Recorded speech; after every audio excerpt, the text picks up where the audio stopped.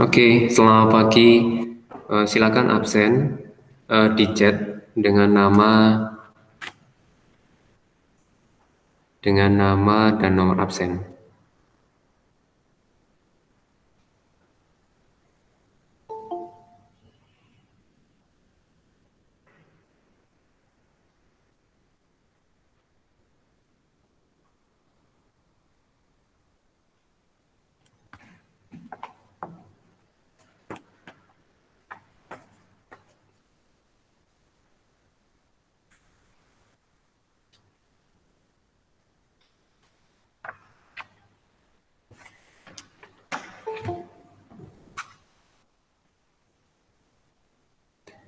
Kemudian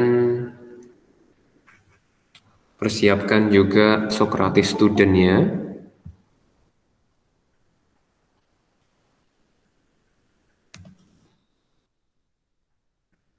Silakan buka Socrates student-nya.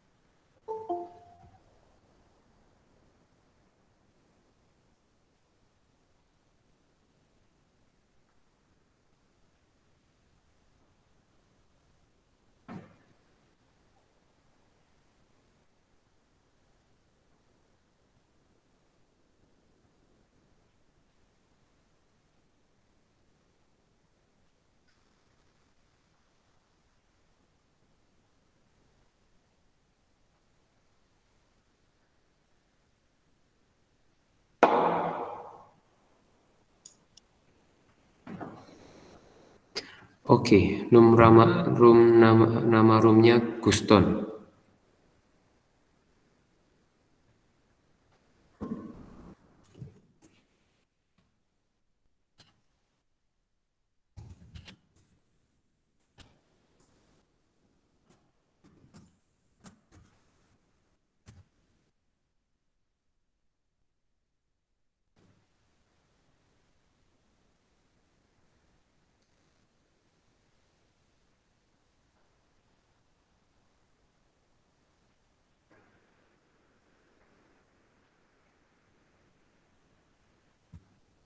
Oke, yang baru join 16 orang.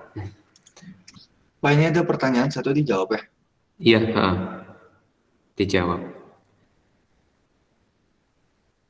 Nah, di sini menurut kalian apa itu kimia? Yang sementara kalian ketahui atau yang sudah menonton video kemarin, apa itu kimia begitu.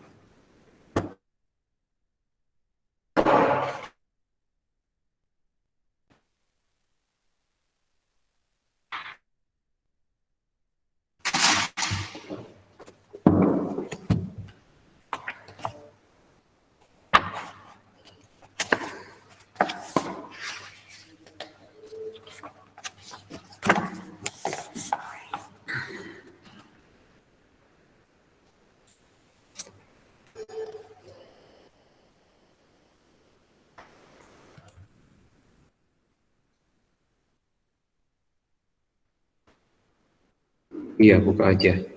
Buka Sokratifnya. Yang belum absen silakan absen.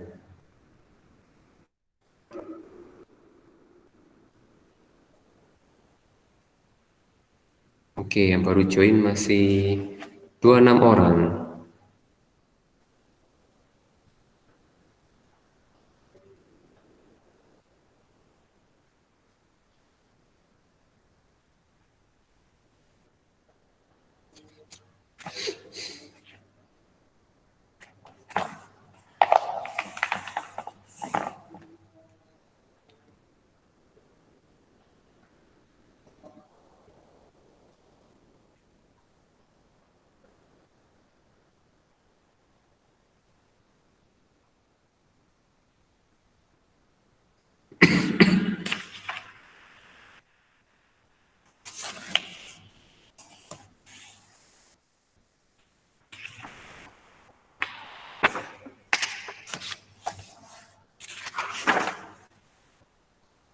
Oke, wah udah cukup banyak di sini yang masuk 14 jawaban.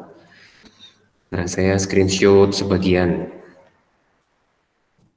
Semuanya selamat pagi ya.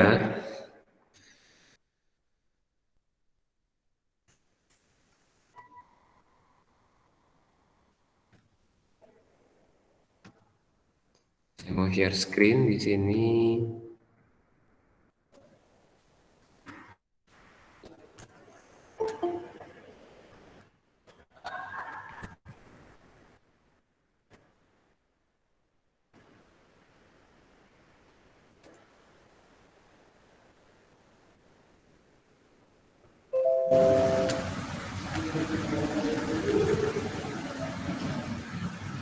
Oke, yang jangan lupa absen ya. Nama, ketik nama dan nomor absen di kolom chat.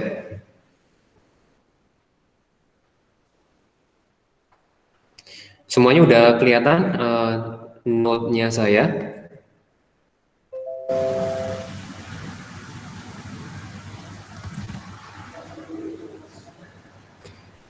Udah kelihatan nggak note-nya? Kasih respon. Kelihatan, Pak. Kelihatan, Bang. Ya, oke, thank you. Nah, apa itu kimia? Di sini sudah kalian eh, infokan, sudah coba kalian tulis. Nah, yang memang jadi poin penting, ya kalau misalnya kimia, fokusnya bisa jadi ke zat-zat ya.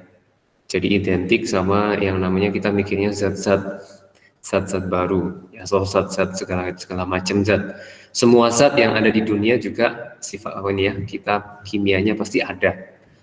Di dalam tubuh kita juga ada.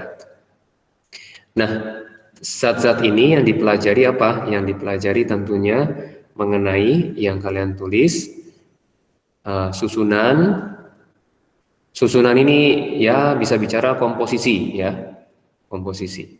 Jadi kalau kita lihat air gula, jadi ini terdiri oleh air dan gula, gitu ya susunannya. Kemudian berbicara mengenai struktur. Nah, struktur ya susunannya, bangunannya seperti apa? Kalau misalkan air, bangunannya H2O. Kemudian kalau gula, mungkin kalian sudah bisa browsing ya, browsing. Nah, struktur, nah gula yang ada di pasaran itu adalah seperti ini, struktur sukrosa. Jadi yang ada di yang kalian makan sehari-hari, gula pasir, nah dia punya strukturnya.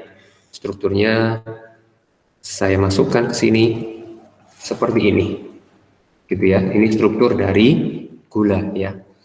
Kemudian sifatnya, jadi pasti mempunyai sifat. Nah sifatnya, oke. Nah di sini sifat tentunya berbicara dua ya, sifat kimia sama sifat fisika. Ya, kita bisa bahas banyak di situ.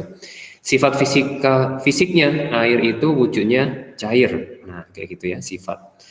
Jadi udah mengenai susunan, struktur, sifat, kemudian kita mempelajari perubahannya juga. Ya, kita mempelajari yang namanya perubahan. Nah, sekarang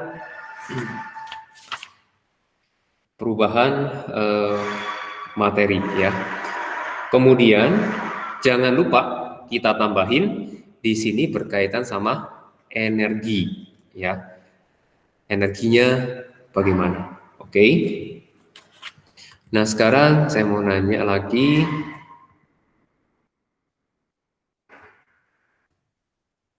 Coba lihat di ini saya mau oke 29, oke yang join 27.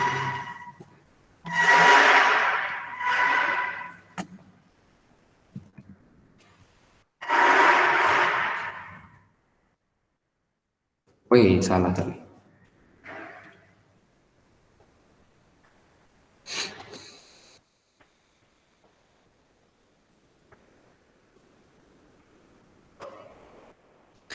Nah, sekarang ke berikutnya. Apa menariknya kimia buat kalian? Jadi kalau misal ini kan kimia masih baru tahun ini, kelas 10 lebih banyak, mungkin di SMP udah sedikit disinggung-singgung. Nah, kalau misalkan belum terpikir ya tulis aja belum terpikir.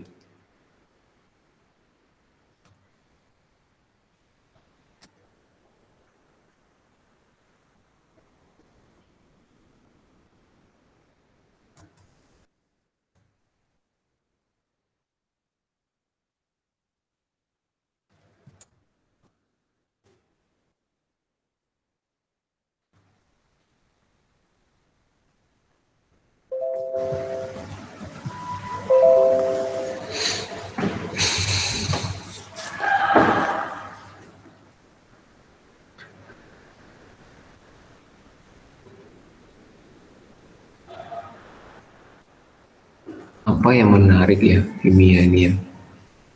Belum belajar udah ditanya.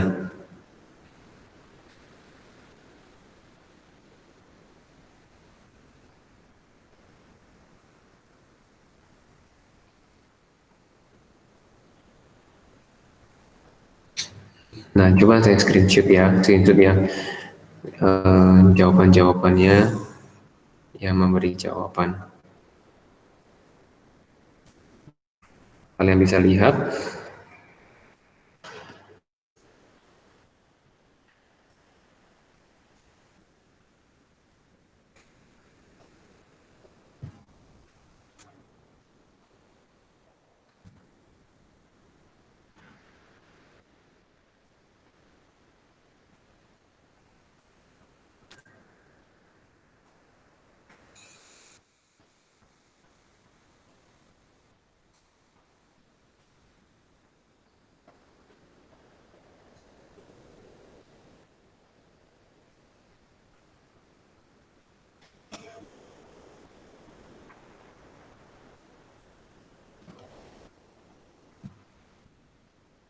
Ya, oke. Ini jawaban-jawaban yang sudah sudah kalian tulis.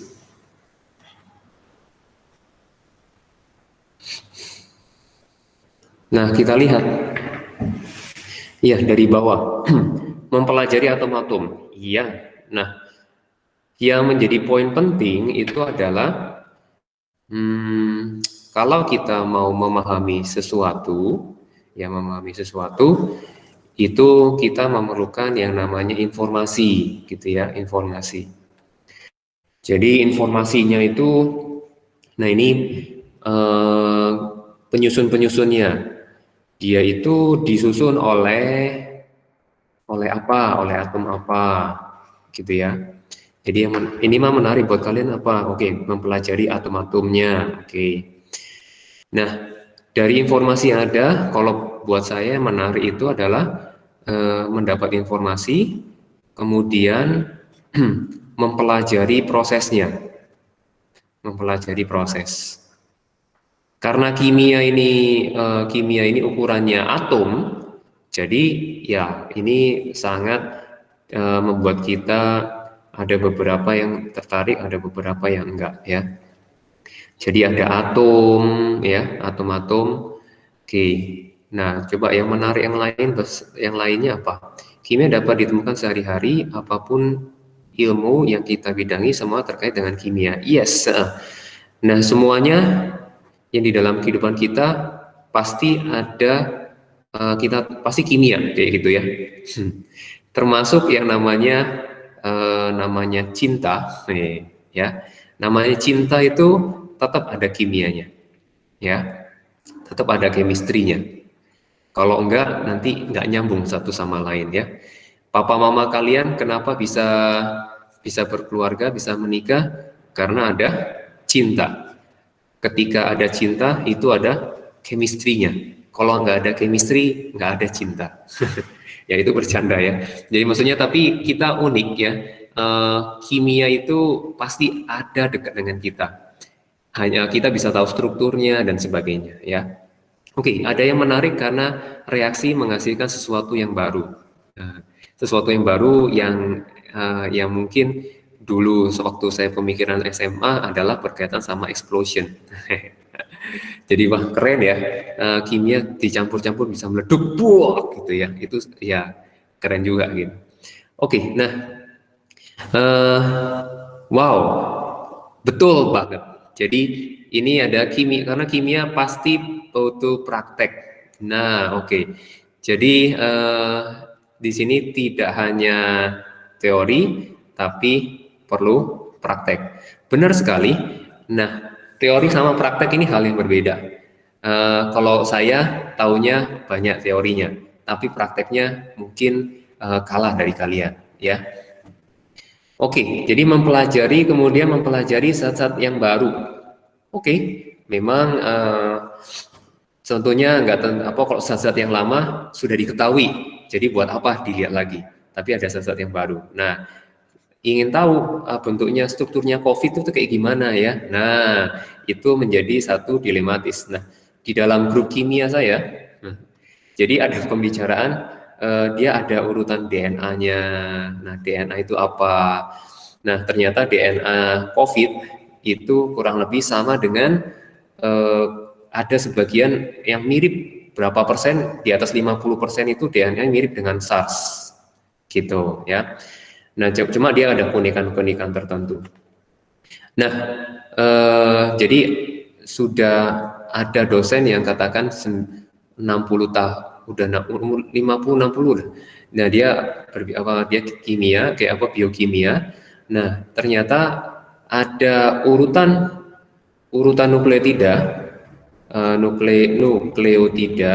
Nah, urutan nukleotida ini cocok gitu, cocok untuk bahwa virusnya itu cocok di daerah tenggorokan sama pernafasan di sini sama paru-paru gitu ya.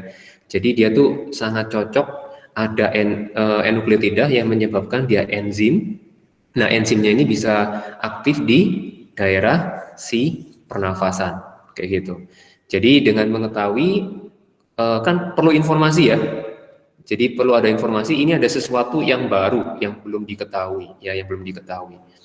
Jadi itu kita bisa maksudnya di kimia itu memang bisa melakukannya ya. Nah, tentunya teknologinya perlu teknologi yang tinggi, dan nggak hanya di tingkat SMA, kita perlu ada yang sudah sering melakukan ya. Oke, nah ini sangat menarik. Kemudian menciptakan sesuatu yang baru. Wow, oke. Nah, ini jadi seperti bongkar pasang ya sebenarnya, tapi nggak sesimpel itu ya, bongkar pasang. Kalau bongkar pasang Play-Doh mungkin gampang banget ya, kita bisa melakukannya. Nah, oke, yang lainnya mengenal proses. Oke, kata proses itu yang penting ya. Oke, jadi yang disimpulkan yang sangat menarik itu adalah prakteknya, gitu ya. Prakteknya, kemudian harapannya bisa praktek di rumah masing-masing ya. Nanti ada sesuatu yang bisa dipraktekkan.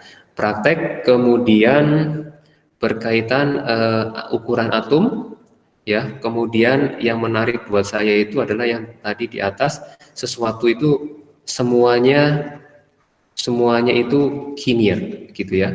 Termasuk yang namanya cinta. Kemudian ke cinta ya. Kemudian kita ada sesuatu yang baru. Sesuatu yang baru. Sesuatu yang baru ini tentunya berkaitan karena kita sudah mengetahui informasinya. Informasi. Kemudian sesuatu yang baru apa? Kalau berkaitan dengan COVID-19, ya ada di sini adalah orang-orang berusaha untuk menemukan vaksinnya. Ya, ini sesuatu yang baru. Jadi mengetahui informasi urutan nukleotida dan sebagainya. Nukleotida itu apa Pak? Wah nanti ya, nanti kita pelajari.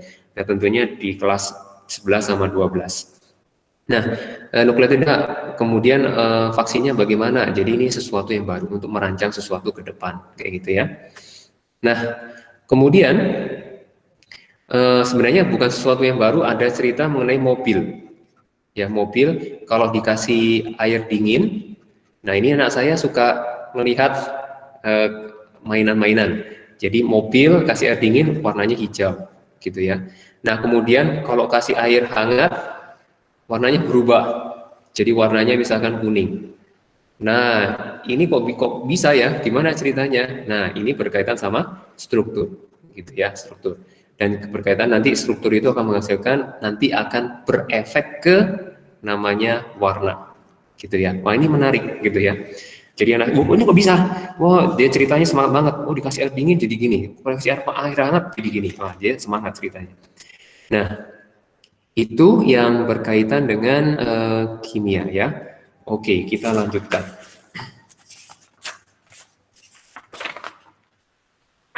Kalau hubungannya pasti tentunya banyak sekali hubungannya ya. Hubungannya pasti banyak sekali. Nah, kita lihat di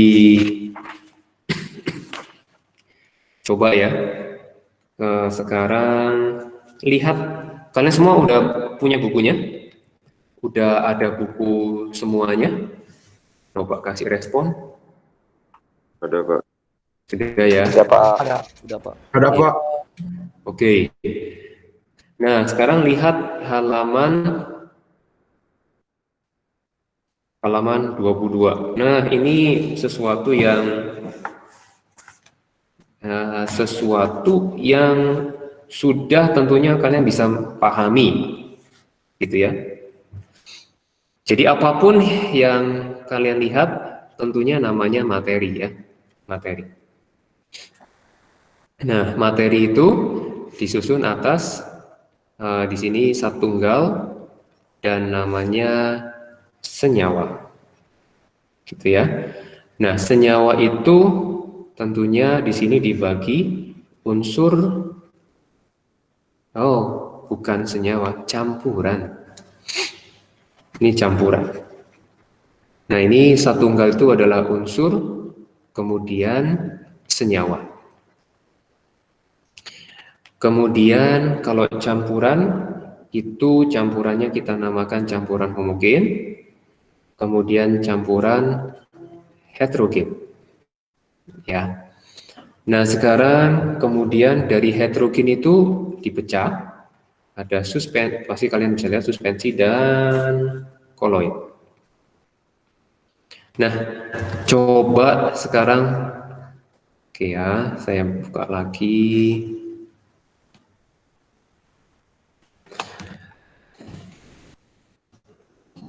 Sebutkan bahan kimia yang ada di rumah. Satu saja, masing-masing orang satu sebutin.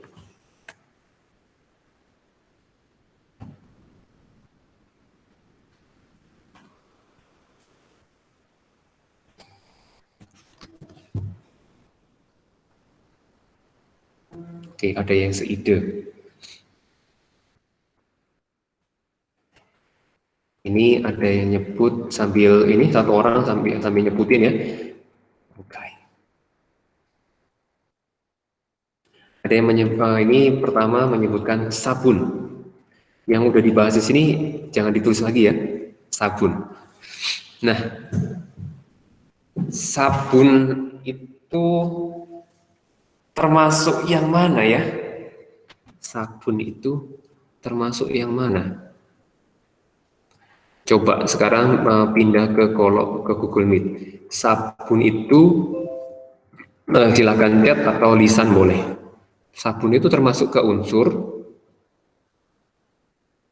kemudian senyawa, homogen, atau heterogen. Masuk yang mana? Oke, kita buat dulu. Termasuk zat tunggal atau campuran? Campuran. Campuran. Oke, mantap. Oke, kalau campuran apa saja yang menyusun sabun? Ya, oke, good, campuran. Oke, bentar ya. Nah, ada istilah heterogen. Nah, kalau dalam heterogen, mungkin kita bisa, ini sabun itu ada yang cair, ada yang solid ya. Benar ya.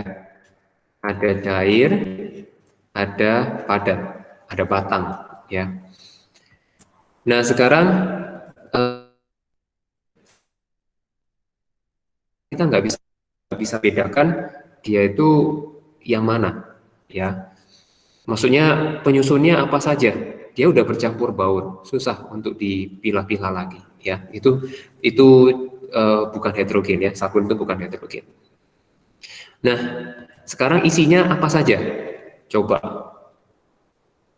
Tentunya yang namanya campuran itu terdiri dari satu tunggal, ya. Terdiri dari satu tunggal. Coba, satu tunggalnya apa saja? Coba kasih jawaban di chat di Google Meet. Kalau nggak kepikir, bilang nggak kepikir, Pak. Gitu ya. Supaya ini memang pembiasaan di PJJ perlu respon. Bahannya apa saja ya campurannya ya? Oke, saya tulis asam lemak. Tentunya untuk katakan bilangnya kita kira-kira fungsinya untuk pelembut. Kalium itu mungkin ionnya, ya. Ini ada di sabun cair. Oke, cukup ya. Nah, ini cukup menunjukkan bahwa sabun itu adalah campuran. Oke ya. Nah, kemudian berikutnya, oke, sudah ada yang menunjukkan alkohol, ya, alkohol. Alkohol, kemudian ada yang menyebutkan NaCl. Coba sekarang NaCl, mungkin lebih gampang. NaCl masuk mana? Masuk satu tunggal atau campuran? Coba di Gmeet-nya. Silakan kasih respon. Satu tunggal. Satu tunggal. Oke, good. Ya, satu tunggal. Karena cuma senyawanya ini doang, gitu ya. Oke, setelah satu tunggal kita tentukan termasuk unsur atau senyawa. Senyawa. Yes, ya, senyawa.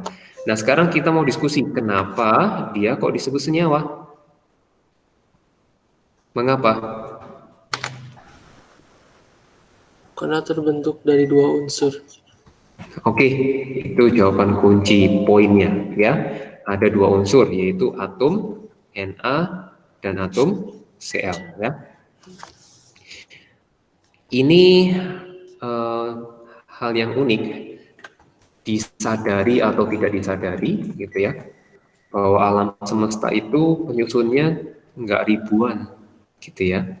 Tentu kalian mungkin bisa tahu, ini alam semesta ini bukan ribuan loh disusunnya, ya, bukan ribuan atom-atom gitu, bukan. Tapi dia udah terdeteksi semuanya, dan alam semesta ini yang sangat-sangat kompleks ini, semuanya itu tersusun dari yang ini ya. Jadi penyusunnya itu hanya 118 dan semuanya sekarang udah ada namanya, ya.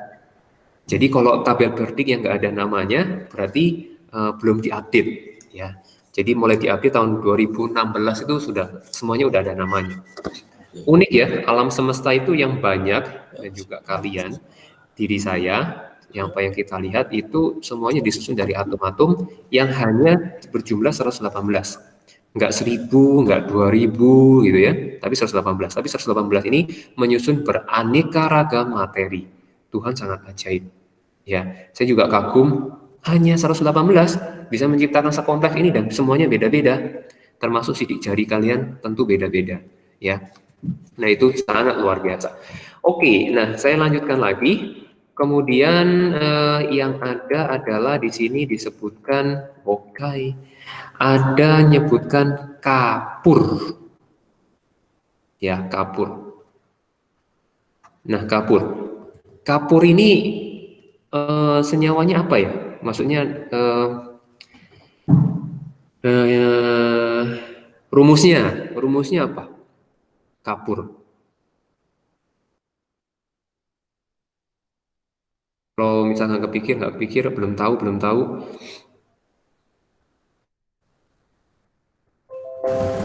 Kapur. Mau sambil browsing? Boleh. Yuk, kasih respon. Belum tahu, Pak. Kok nggak ada respon apa-apa nih? Ya, oke. Thank you. Nah, sekarang kita Kapur itu secara umum itu CaCO3. Ya, kapur CaCO3. Nah, ini termasuk senyawa atau campuran? Maaf, satunggal atau campuran, tentu satunggal. Kemudian termasuk unsur atau senyawa, termasuk senyawa. Karena terdiri dari 3 atom, ya, Ca, C, dan O. Nah, nanti lama-lama kita perlu membiasakan ke sini, ya. Jadi Ca itu ada di sini, C-nya ada di sini, O-nya di sini. Jadi semua yang namanya kimia itu jantungnya itu adalah tabel periodik. Ya, jadi semakin memahami unsur-unsurnya, kita juga semakin mengetahui prosesnya seperti apa, apalagi sifat-sifatnya, ya. Oke, nah sekarang kita lihat contoh yang memang disebutkan, yang kalian sebutkan. Oke, alkohol, lem. Nah, oke. Sekarang saya coba nanya tentang pasta gigi. Coba pasta gigi. Pasta gigi itu satunggal atau campuran?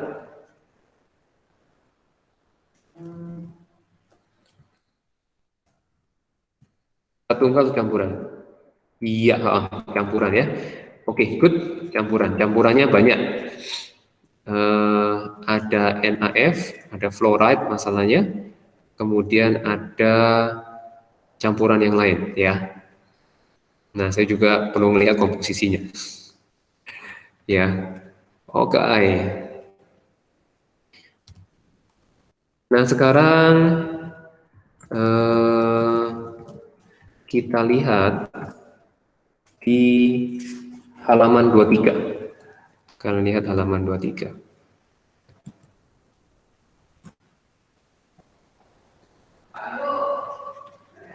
Halaman 23.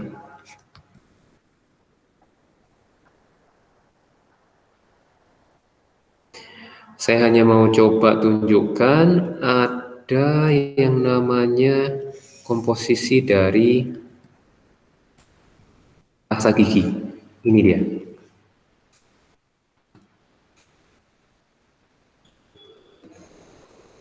Ya, jadi banyak kalsium karbonat. Kalsium karbonat CaCO3, tentu ada airnya, ada sorbitol. Sorbitol ini untuk ngasih rasa kayak pedas-pedas gitu. Ada pemanisnya juga, sorbitol juga pemanis buatan. Ini flavor, ya tentunya juga ada yang fluoride-nya, ya. Ini sodium monofluorofosfat. Jadi bukan dalam bentuk NaF. Ya, mono apa nanti kita pelajari. Monofosfat. Nah, nanti ini fluoroF, ini fosfat, nanti kita belajar PO4. Ini 3 minus, ini minus, nanti ini Na-nya plus, jumlahnya nanti maka Na4FPO3, gitu ya. Jadi dengan belajar kimia kita bisa tahu, oh ini apa, gitu ya. Nah, nanti ada isinya potasium dan sebagainya, ya. Oke, nah coba yang ada sebutkan. Oke, saya balik ke yang Sokratif. Yang jawab 27. Nah, sekarang sebutkan benda di sekitar kalian, kemudian disambung dengan atom utama penyusunnya apa. Jadi maksudnya atom penyusunnya dia atom yang terbesarnya itu apa ya. Sebutkan benda di sekitar kalian, kemudian sebagian besar itu disusun oleh atom apa? Atom-atomnya tadi ada di dalam tabel periodik.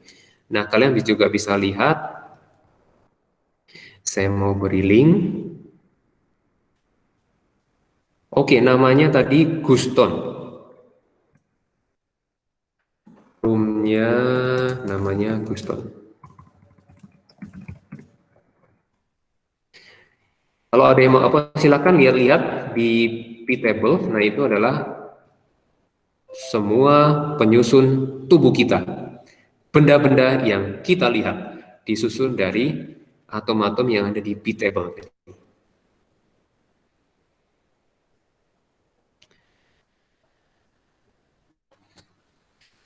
Oke, good.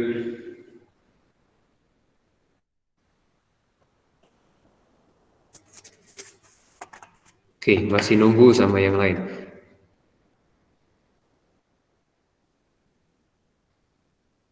Oke. Nah, ini 4 jawaban yang ada. Saya mau bahan-bahan yang ada di sekitar kalian ya.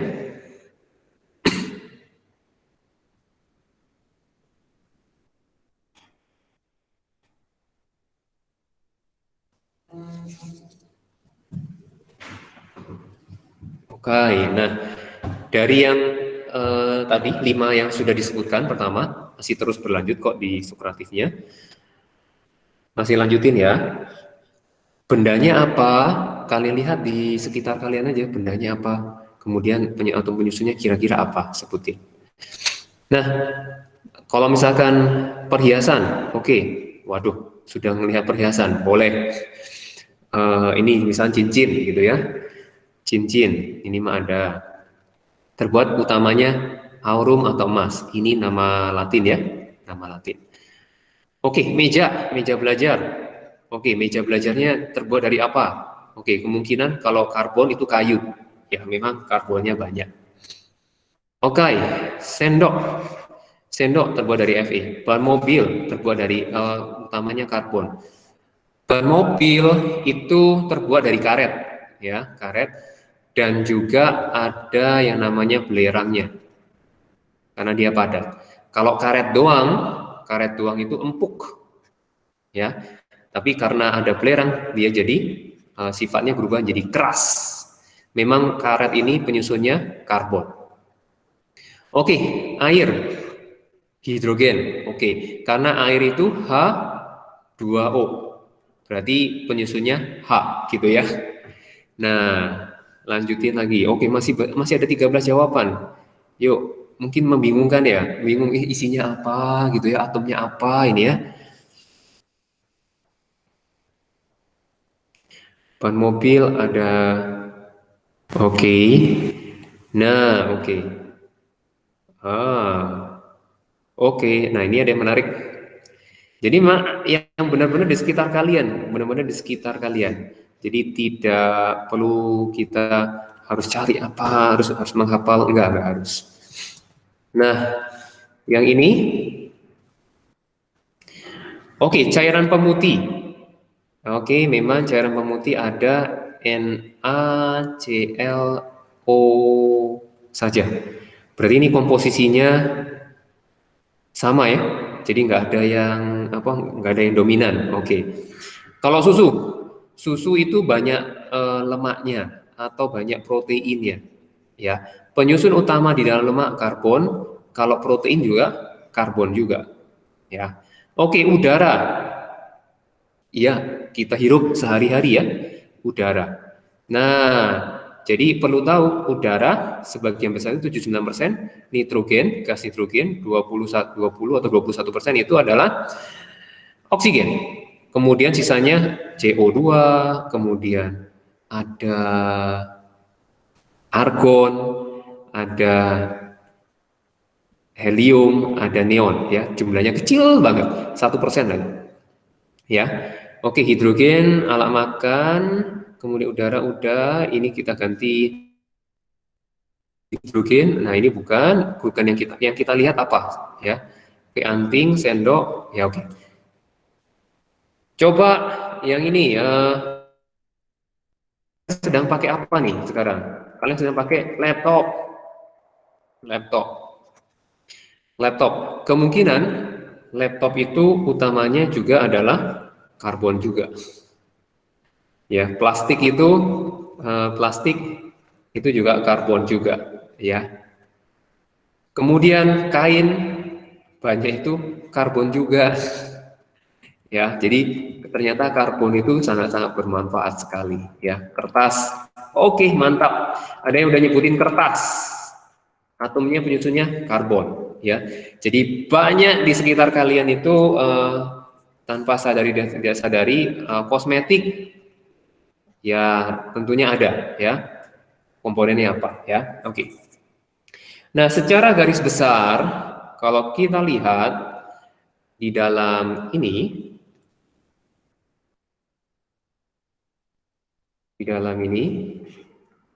adalah kalau kita lihat kita bagi utama ini adalah golongan ini helium, karbon, ini oksigen, ini non logam. Ya. Kalau yang ini hidrogen itu adalah non logam juga. Nah, kebanyakan di daerah sini itu adalah namanya logam. Gitu ya. Makanya unsur yang kita jumpai sehari-hari itu tergolong logam sama non logam ya. Oke. Nah, sekarang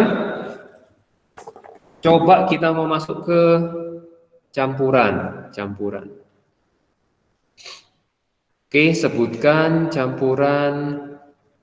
Kalau campuran homogen ini saya kasih contoh langsung saja. Ini adalah ini gampang, larutan gula, semuanya yang nggak kelihatan. Ini udara. Kalau ini kan larutan aki. Kalau ini gas. Kemudian larutan garam, gitu ya. Homogen itu adalah bensin, itu adalah campuran homogen ya. Nah, sekarang kalau yang heterogen, coba kasih contoh campuran heterogen di chat di Google Meet-nya.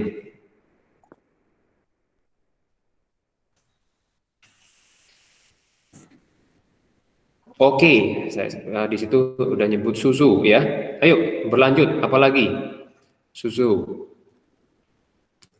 Oke, saya masukin teh, itu campuran homogen ya. Yang nggak ada ekstrak, yang nggak ada daunnya ya. Oke.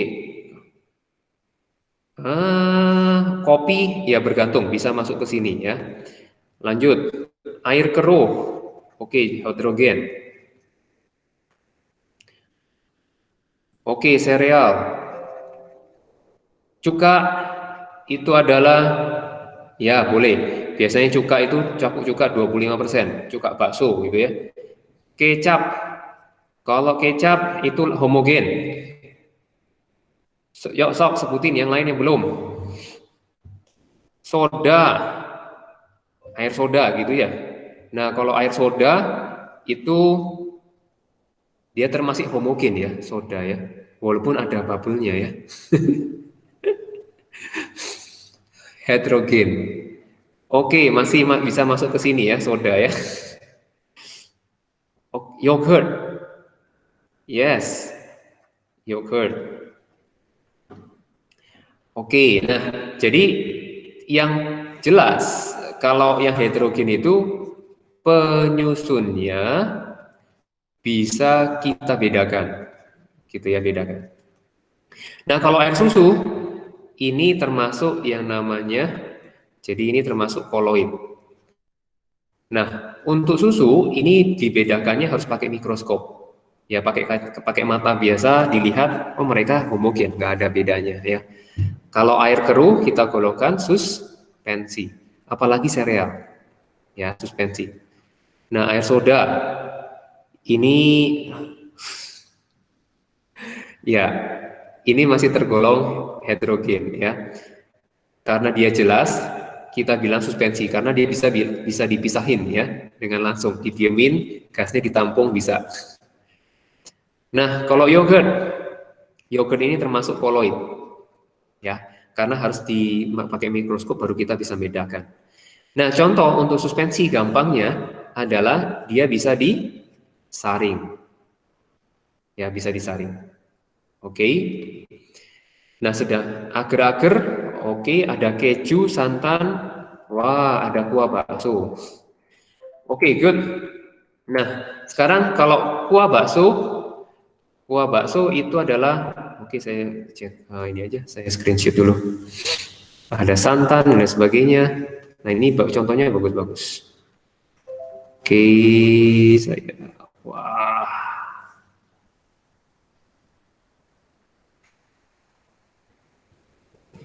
Oke, nah, jadi kuah bakso adalah suspensi. Soalnya ada seledrinya, ada bawang gorengnya, ada baksonya gitu ya. Kalau jelly itu koloid, ya. Kalau ini juga koloid, keju juga koloid. Keju itu padat, dia padat tapi nggak kelihatan ya penyusunnya, ya. Tapi secara mikroskop dia bisa kelihatan. Oke, yogurt sudah, yang ini adalah koloid, gitu ya. Oke. Nah, sekarang coba lihat halaman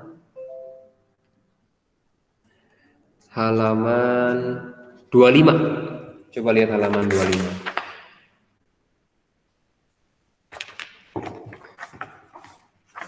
Halaman 25. Sudah? Oke. Sebutkan di chat ya. Saya punya problem, oke. Air keruh. Air keruh. Saya bisa murnikan. Murnikan itu sama dengan pisahkan. Dia pakai metode apa? Oke. Menarik. Ada dua jawaban di sini. Yes. Oke. Pertama saring. Ya. Yang kedua adalah evaporasi. Oke, di sini menarik, bagus. Nah, di sini memang cara-cara memisahkan juga ya, cara-cara memisahkan. Nah, sekarang fokus utamanya kalau evaporasi kita ingin mendapatkan airnya, gitu ya. Nah, kalau di dalam saring itu kita bisa mendapatkan dua, yaitu airnya nanti kita sebut namanya filtrat, ya namanya filtrat. Kalau ini padatannya kita namakan residunya, gitu ya. Oke, ini menarik, bagus. Nah, sekarang saya punya permasalahan berkaitan ada begini. Saya punya padatan iodin, secara nggak sengaja ternyata ketumpah bercampur sama garam. Gimana saya cara memisahkannya? Pakai apa?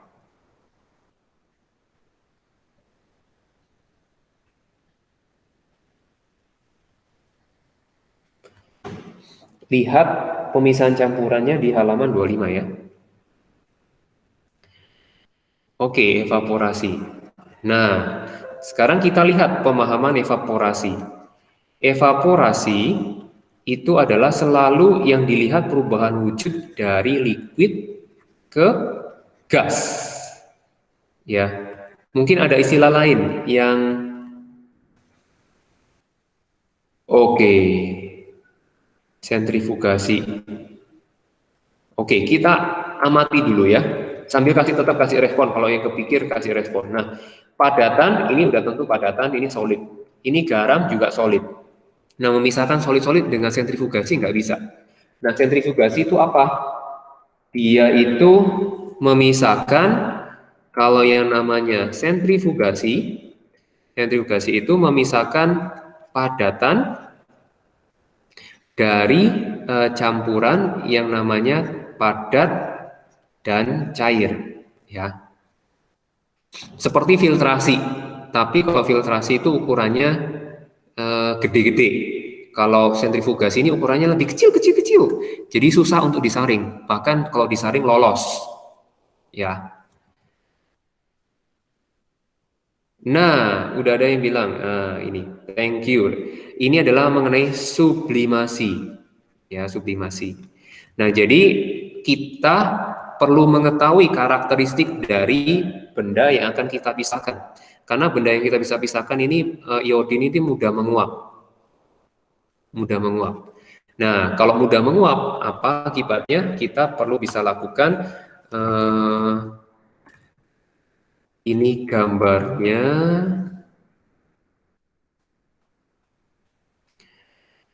Ini gambarnya. Saya tunjukin. Cara ya. Jadi ini campuran iodin sama garam. Nah, ini dipanasin. Nah, nanti dia akan, karena proses I2 solid menjadi I2 gas, nanti di sini akan jadi solid lagi. Nanti ada terbentuk kristal. Ya, ini proses sublimasi namanya. Oke, good. Oh, di sini soalnya nggak ada ya. Oke, no problem. Nah, sekarang kita mau lihat kalau pengayaan sama dengan filtrasi, ya, sentrifugasi. Nah, kromatografi. Nah, kalau kromatografi kita lakukan terhadap apa ya? Nah, saya mau ya ini langsung saja. Yang disebut untuk kromatografi, kalau saya punya warna campuran. Nah, ini mau dipisah-pisah, mau dipisahkan. Nah, ini mau pakai dengan cara kromatografi. Ya, kromatografi. Pemisahan warna, betul, betul. Nah, sekarang kok saya perlihatkan kromatografi tinta ya. Nah, cuma memang prosesnya ya susah banget. Maksudnya ya susah banget dianya. Jadi maksudnya ya nggak gampang-gampang tapi bisa. Ya. Oke, nah di sini warna terpisah. Nanti gimana cara pemisahannya, Pak? Nah, perlu teknik ya. Ini dipotong, kemudian dikasih pelarut lagi. Ya, ini dipotong, kasih pelarut lagi. Udah terpisah, gitu ya.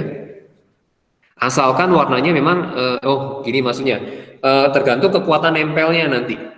Apakah terlalu kuat nempel di ini, apa enggak? Tentunya kita cari pelarut yang bisa melarutkan satu warnanya, gitu ya. Oke, nah sekarang saya secara nggak sengaja ada kasus ya ada minyak, kemudian saya salah buang air ke tempat minyak, jadi sehingga bercampur sama air. Gimana cara misahinnya ini?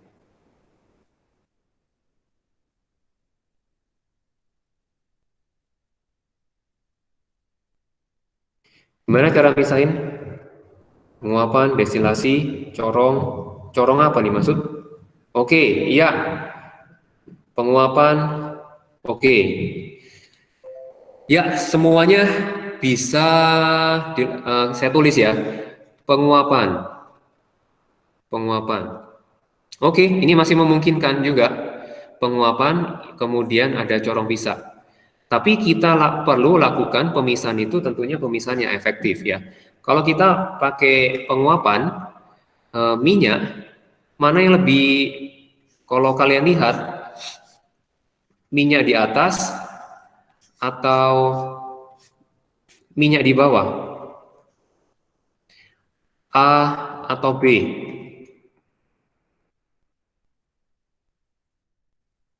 Ya, minyak di atas ya. Oke, good. Nah, minyak di atas. Kalau pakai penguapan, kita panasin, gitu ya. Ini sampai mendidih, baru dia bisa menembus gasnya ke atas. Nah, ini nggak efektif ya. Yang lebih efektif itu adalah corong pisah. Kenapa? Karena dia memperhatikan sifat yang namanya tidak saling larut. Nah, dia memisahkan apa? Antara cair dengan cair. Jadi cair-cair yang nggak larut, nah itu bisa pakai corong pisah. Nah, corong pisah. Corong pisah, gambarnya kayak gimana, Pak? Oke.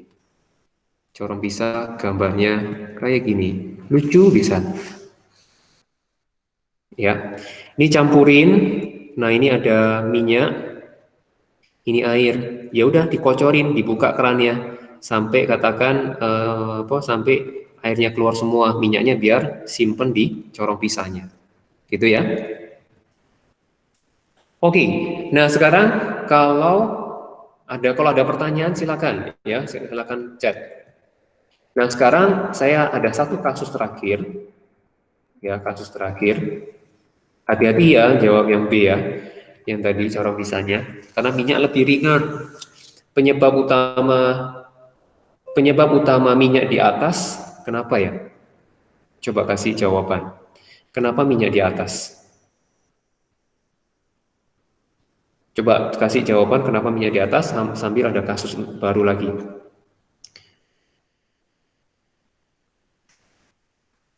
Saya buat teh manis.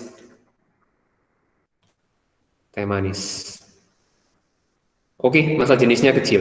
Yes, betul. Karena masa jenis kecil dia pasti ngambang. Ini sifat fisika ya, yang ngambang. Oke, ada kasus teh manis.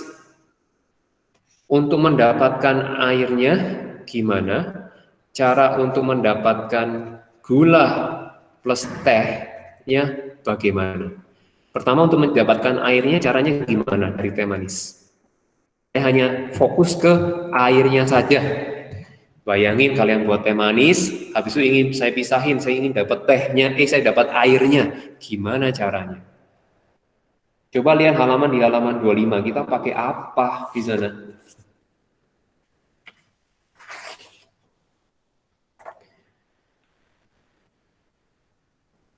Ya, oke. Kita pakai hati-hati ya. Kalau evaporasi itu oke. Nah, pakai evaporasi oke, nanti sentrifugasi nanti kita bahas. Nah, evaporasi. Nah, evaporasi. Kalau evaporasi soalnya masalahnya si airnya nggak ditampung lagi. Jadi kalau misalkan ini air teh kita panasin, evaporasi nguap. Ini kan proses evaporasi kan nguap. Loh, gimana cara menampung si uap di sini? Nggak bisa, Rek. Ya, jadinya kita perlu yang namanya, kalau di sini kita bisa pakai distilasi, karena distilasi itu nanti di sininya kalau kita lihat distilasi, wah udah 2 menit lagi. Kalau distilasi nanti ada corong untuk katakan pengumpulannya. Nah, ini bisa kita lakukan pakai distilasi. Nah, ini air tehnya di sini. Kemudian airnya di sini, ya, terkumpul. Kalau pakai gula sama teh, ini baru evaporasi boleh.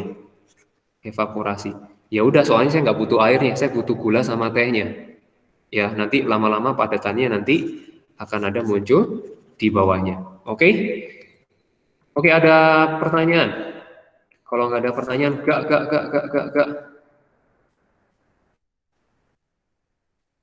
Oh, sentrifugasi terakhir.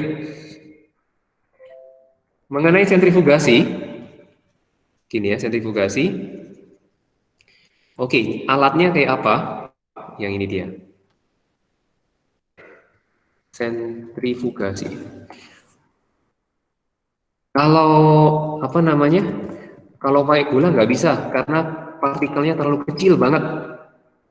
Jadi makanya nggak bisa disentrifugasi. Jadi kalau sentrifugasi itu harus partikelnya lebih besar.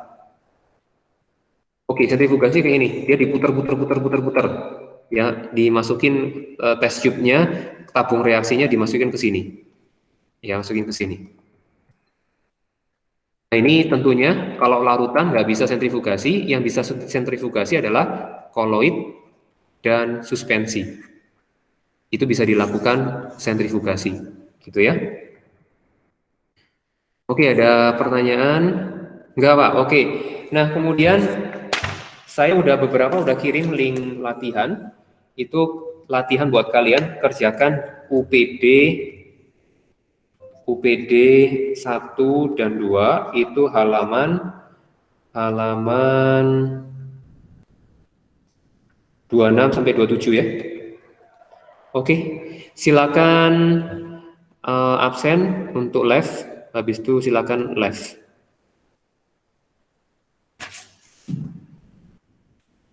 Silakan absen di chat habis itu live.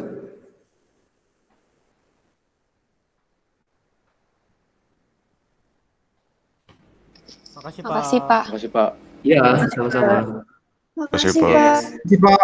Pak. Makasih, Pak. Iya.